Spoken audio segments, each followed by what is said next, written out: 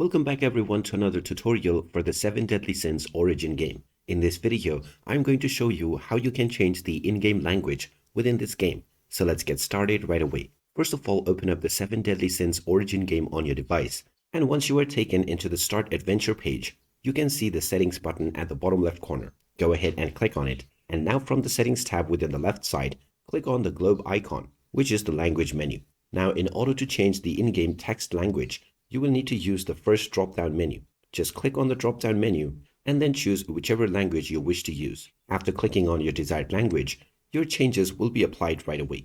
You can then click the close button and you will be taken back into the start page. You can now start playing your game with your chosen language. And if you wish to switch this once again, just go back to the settings page, which is the third menu at the left side within the home page, and then click on the globe icon to choose your in-game language from the first drop-down menu.